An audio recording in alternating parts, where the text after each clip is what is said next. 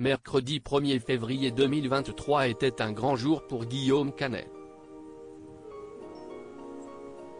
Aux commandes du dernier Astérix, après une longue attente et des péripéties sans fin lors du tournage, le réalisateur a enfin dévoilé son long métrage en salle obscure.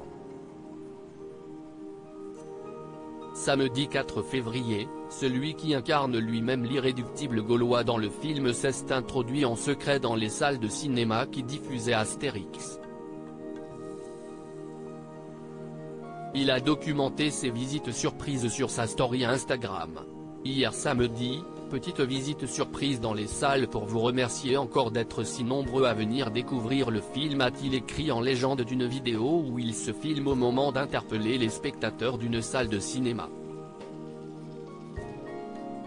Face caméra, on voit alors le mari de l'actrice désormais hollywoodienne Marion Cotillard descendre l'escalier vers l'écran en retirant son bonnet, avant de se retourner vers la salle. « Bonsoir. Bonsoir.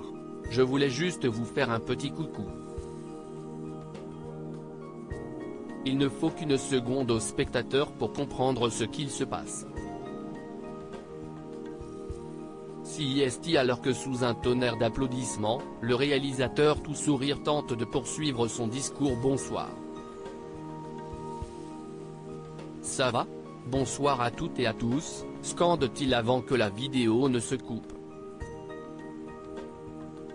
Les fans venus découvrir le film ne s'y attendaient pas et ont dû d'autant plus apprécier la séance. Des salles combles, un soulagement pour Guillaume Canet. Voir les cinémas faire salle comble, CIST. Tout ce que demandait Guillaume Canet après un tournage aussi long qu'intense. Pour cause, le papa de Marcel et Louise encaisse une pression monstre depuis qu'il a décroché cette réalisation. Un challenge de taille pour celui qui avait confié avec humour avoir hésité entre incarner le petit Gaulois ou Jules César, campé par Vincent Cassel. À la lecture du scénario, j'ai vu qu'il ressemblait au personnage que j'aime écrire. Un type un peu tyrannique, dépressif et parfois complètement à l'ouest. Peut-être que j'y ai vu certaines similitudes avec ma propre vie, avait-il confié dans les colonnes de Téléstar le 30 janvier dernier. Un peu déboussolé, donc. Une sacrée pression quand on sait que l'enjeu était colossal pour Guillaume Canet. En effet, le film franchisé a bénéficié d'un budget hors norme de 64 millions d'euros. De quoi payer le casting 5 étoiles rassemblant notamment Marion Cotillard, Gilles Lelouch, Vincent Cassel, Jonathan Cohen ou encore la chanteuse Angèle.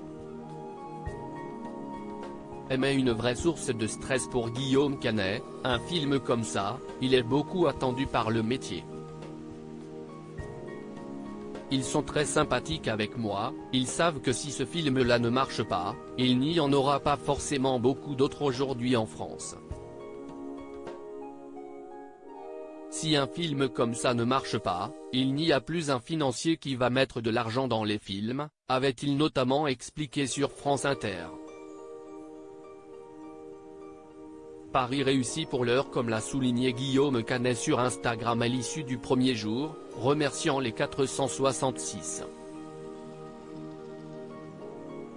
703 premiers spectateurs.